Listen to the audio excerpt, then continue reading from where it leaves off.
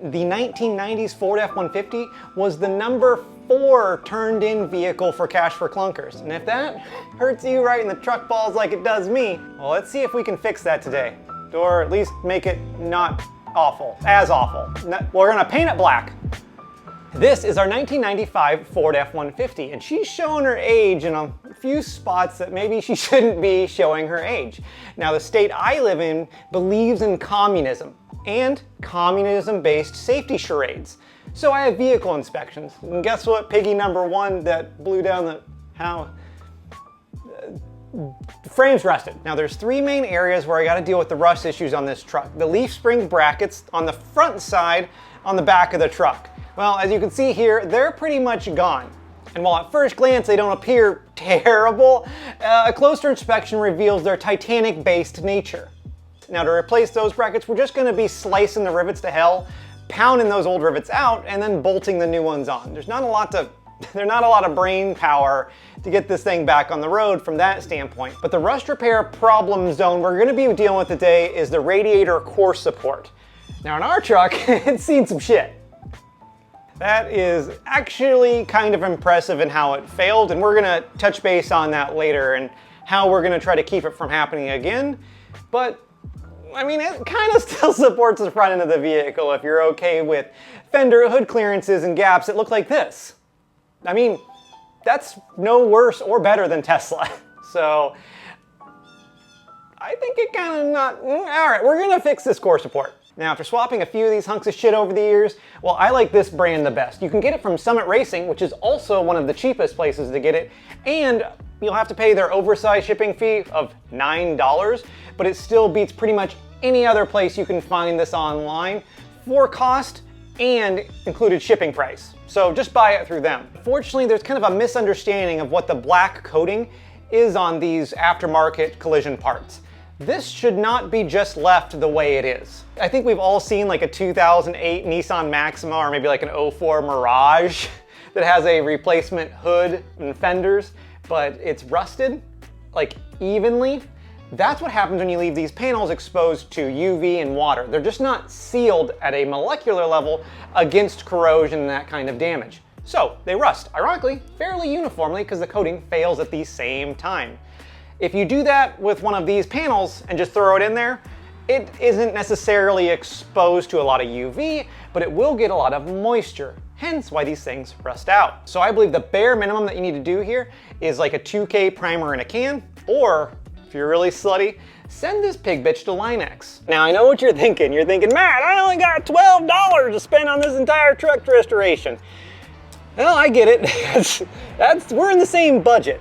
But it's gonna be about $150 to have a Line-X place sand this down because that sounds awful, and then hit it with the coating on the outside. Now I sprang, because our local distributor for Line-X actually has a tool to do inside the channels for $50 more for that actually use a wand and go inside all the cavities. I think it's worth the $200 here, although I will say that ellipses the cost of the part. Maybe I just bought a cheap part. Probably wouldn't look into that math, but this is the best way I've seen to actually preserve these things, and god damn do they look good. Sure, in 50 years somebody will be cussing me and be like, this looks like crap and the coating got under the finished and that coat and rust, but also I would say it lasted another 50 years. So here we are. I want to be honest, this transmission cooler mounting solution, basically some zip ties, looks like I did it. I didn't, but I could have, so credits to the previous owner. I love the 3 zip tie, oh, nope, just 2. I love the 2 zip tie method.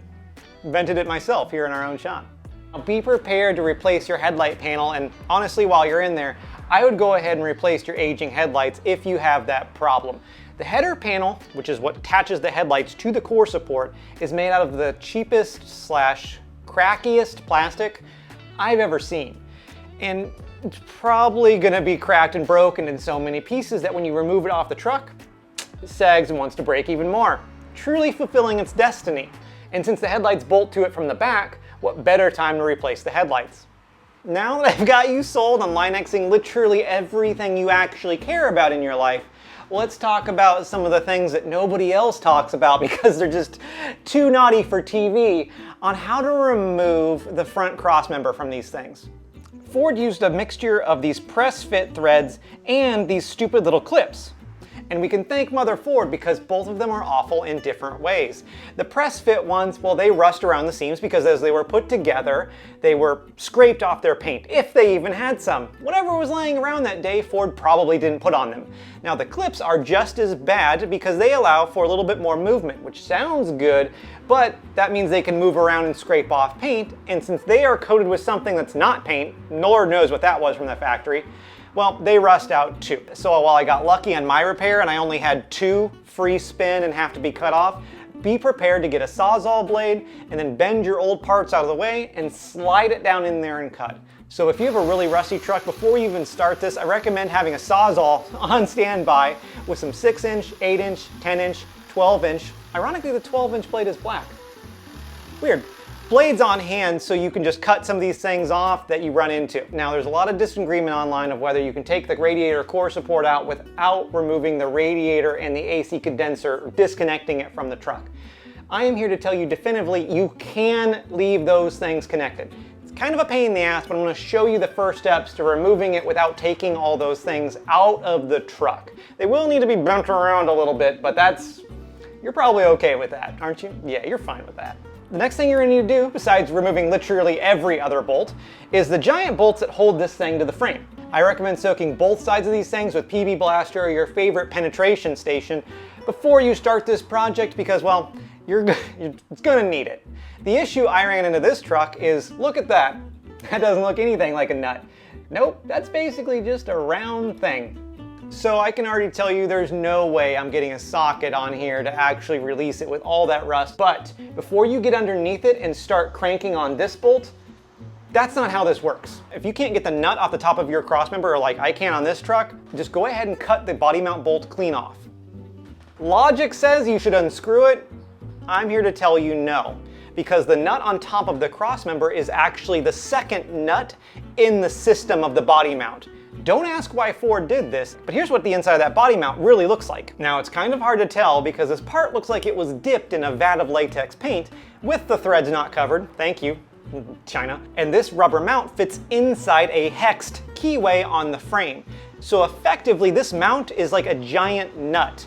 And if you're trying to spin this bolt out with the other nut that goes through the crossmember still attached, well, basically everything's gonna go to hell, and just don't do it. Now the first step to getting that crossmember out without disconnecting anything is to pull the upper radiator mounts. Now they're just 2 bolts that go into those stupid clips on the top. Once you've got those out, lift your radiator off of its little U-shaped brackets, then set it as far back into your engine bay as you can. If you've got a mechanical fan like me, it'll go almost all the way back up to the engine. Just try to get her back there reasonably. You need it off the bottom of the crossmember. That's really your only goal here. Next, you're going to disconnect your AC condenser from the top. Remember, there's also 2 bolts on the bottom that go in those stupid clips again that you've got to remove too, but you're going to have to set the AC condenser towards the back, which is kind of something you have to do as you remove the actual crossmember. Now the AC condenser has to be removed at an angle, and there is just enough angle if you bend the lines a little bit to get it out. And once you've got her out, be proud. Just look at that. Hit the brackets that support the crossmember with a little bit of rust paint. Now if you don't have a hex head here, you should go ahead and replace these brackets. Unfortunately, I have the sadness of working on these trucks enough to have these spare brackets laying around whenever I need them. So this is what the actual hole should look like. A lot of times you get in there and it just looks like an empty round hole that's been kind of rust flaked away. 9 out of 10 times, that's what it looks like. The other issue is they've changed the mounting brackets over the years. The style of my truck is welded on the side, a lot of other trucks are riveted. So, unfortunately, they only reproduce the rivet style with the intent of you drill the holes into the frame and bolt it. You get what you get, but just be prepared that this might be a bracket that you gotta install. But now let's get into why I feel like these core supports rust so bad and what we can do to fix it. And it's gonna start with lube. Like most great things in your life, you need to have plenty of lube to have a good time. Ford, exact same situation. So when you assemble these mounts, I like to use tons of either anti-seize or grease. I found that the silver anti-seize sticks around longer with water and rust. So if you want to, do this.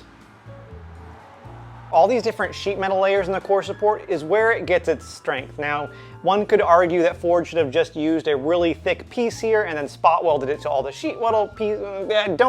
Doesn't matter what Ford did or didn't do, we gotta live with it.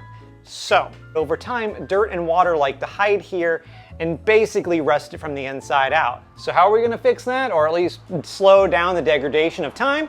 Well, we're gonna stuff this pig bitch full of anti-seize and grease. And while I recommend leaving this whole crossmember loose while you're assembling everything else, so you got a little bit of wiggle room, all intensive purposes, every truck I've reassembled, I've centered that big ass hole in the crossmember in through the stud, just like that. And then I use their weird nut slash washer slash square washer with some really weird gaps that barely grabs the washer. But if you're interested in these weird parts, I'll link to wherever I got them on our website and in the description down below. And I'm not gonna bore you with the reinstall, but it's basically just bolting everything back together the way you found it. Amazing, or well, you know, as good as you could, but don't worry about it, it's probably fine. So what else is there? Well, nothing. That's it. Those are some of my tips and tricks for installing a core support on these trucks, and to show you that, well, they actually can be done without disconnecting the AC or the radiator. Some of the most pain in the ass process of this. Now, if you got any questions, hit me down below. And again, all of these things will be posted in more of a step-by-step guide on our website, so you can go through at your leisure, pants off in a tub with a claw. Normal things here. Now, if you got any questions about this project or something I didn't cover, post it down below and I'll do my best, well, do my average to get you an answer. And well, okay, wow, that's... Okay. You do the thing that you know I like, and well, I'll do the thing that you know you like, which is where I stop talking. Have a good one.